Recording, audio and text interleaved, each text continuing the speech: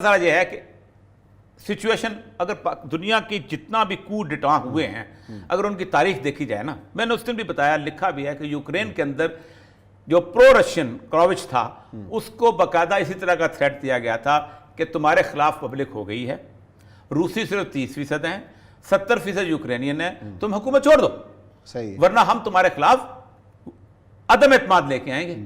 और बाकायदा उसको थ्रेट किया गया। फिर यूरोपीय यूनियन के एम्बेसडर जो थे उन्होंने मिलना शुरू किया वहां पर, और ज़ेलेंस्की जो था उसको बाकायदा कैंडिडेट के तौर पे लाया गया। नेशनल इंपॉर्टेंस का इशू है, इसको फौरी तौर पे सुप्रीम कोर्ट में फिर ओपन कर दिया जाए। इसलिए कि अगर आप ये समझते हैं कि 22 करोड़ अवाम जो हैं वो अमेरिका के गुलाम हैं, तो इमरान खान साहब आप झूठ समझ रहे हैं। 22 करोड़ अवाम ही आपको मैंडेट देते हैं।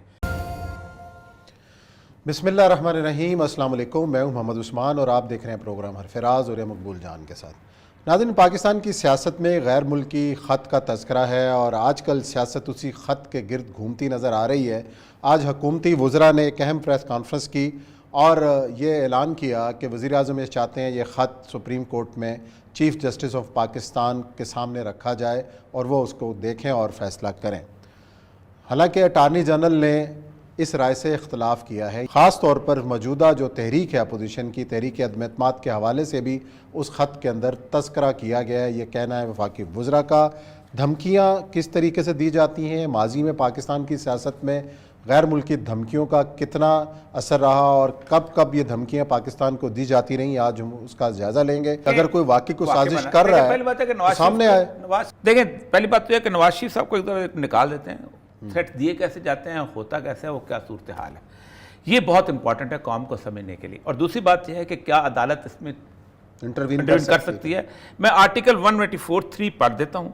उस आर्टिकल 184(3) के बाद कोई गुंजाइश बाकी नहीं रहती कि अदालत इंटरवीन करती। पाकिस्तान का आइन कहता है stipulates that for the court to have original jurisdiction on an issue its first needs to be of public importance.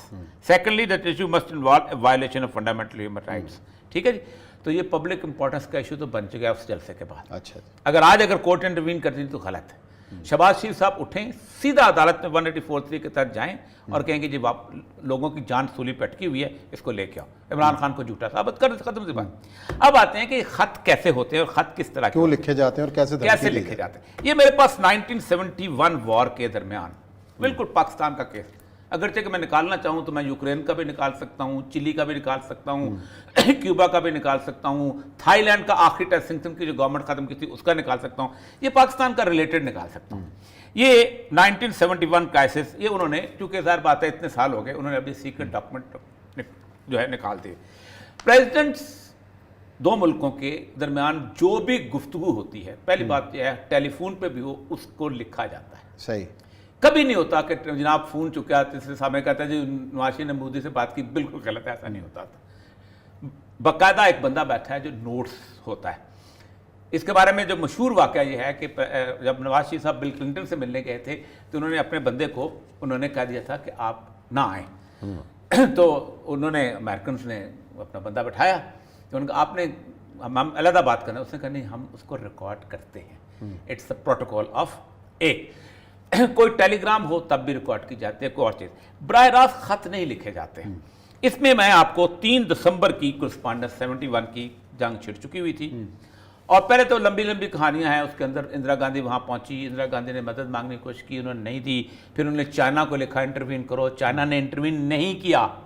फिर उन्होंने रूस को कहा कि जंग बढ़ जाएगी, इसको ना को ये नहीं लिखा।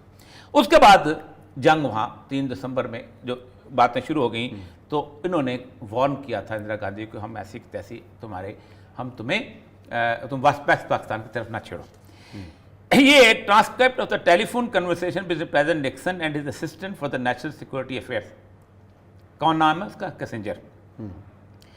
उससे कहता है एनी लेट डेवलपमेंट्स, प्रेसिडेंट कहता है it's more and more certain it's India attacking and not Pakistan, we cut off other supplies, Secretary wants to go to the Security Council and go on TV. I say we can go as soon as Pakistan say it's all right. With them, we are sending a message through our channels. Speed it up.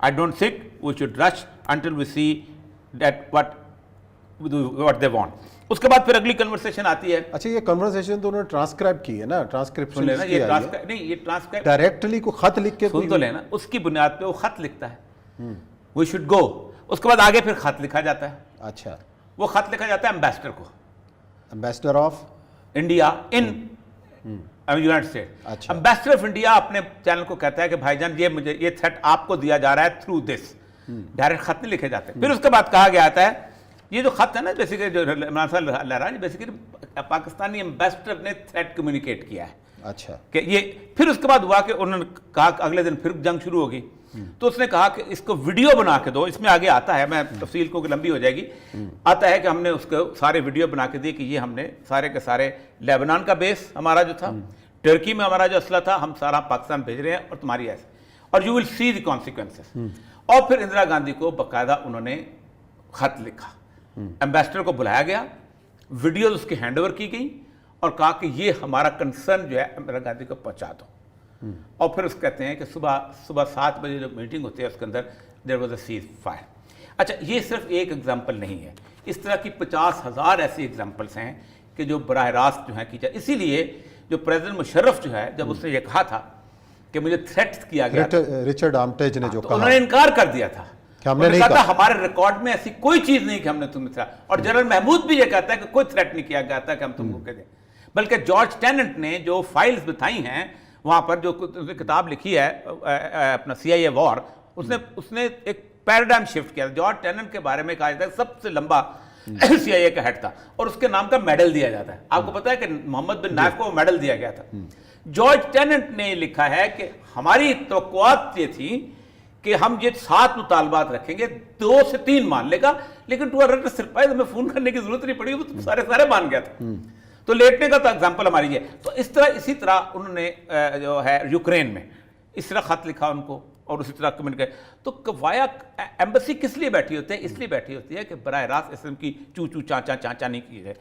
तो कहने का मतलब यह है कि अगर ambassador ने भी खत आपको लिखा है तो लहराने की जरूरत नहीं थी।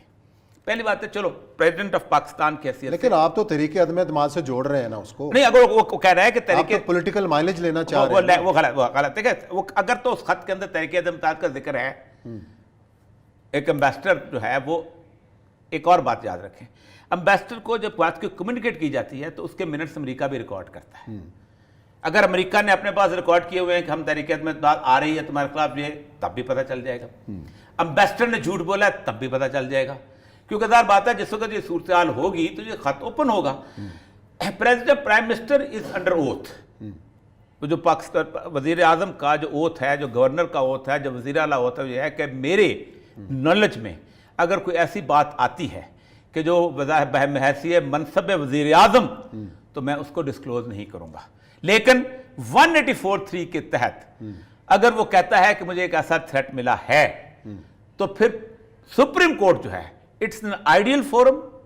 लेकिन उससे पहले जो नेशनल सिक्योरिटी कमेटी है, नेशनल सिक्योरिटी काउंसिल है, आपकी जितने भी इदारे देखिए, उन्होंने पहले वहां नहीं होना चाहिए। असद उमर यकीन, मैं असद उमर कहते हैं कि उन्होंने कुछ उनको दिखाया है। हाँ जी। सबसे उनको पहले उस कार्रवाई का तो इंतजार कर लेना, वो क्या फैसला कर रहे हैं, फिर सुप्रीम कोर्ट में आए। देखें, मसला सारा ये है कि सिचुएशन, अगर दुनिया की जितना भी कू डिटा हुए हैं, अगर उनकी तारीख देखी जाए ना, मैंने उस दिन भी बताया, लिखा भी है कि यूक्रेन के अंदर जो प्रो रशियन क्रोविच था, उसको बाकायदा इसी तरह का थ्रेट दिया गया था कि तुम्हारे खिलाफ पब्लिक हो गई है, रूसी सिर्फ 30% हैं, 70% यूक्रेनियन है, तुम हुकूमत छोड़ दो, सही, वरना हम तुम्हारे खिलाफ अदम एतमाद लेके आएंगे।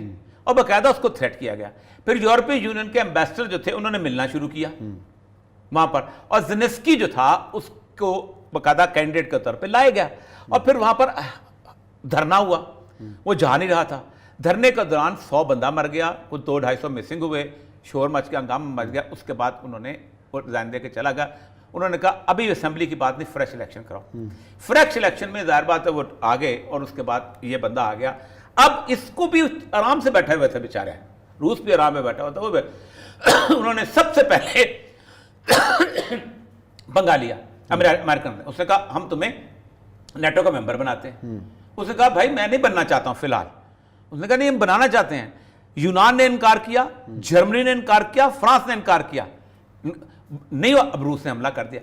असल मसला और ये आप है, खुद सारे पीछे हट गए। असल मसला ये है कि आपको पता है 6 महीने पहले मैंने मेरी यूट्यूब पे भी था, यहाँ भी था कि यूक्रेन और पाकिस्तान 2 बेसिक इश्यूज हैं।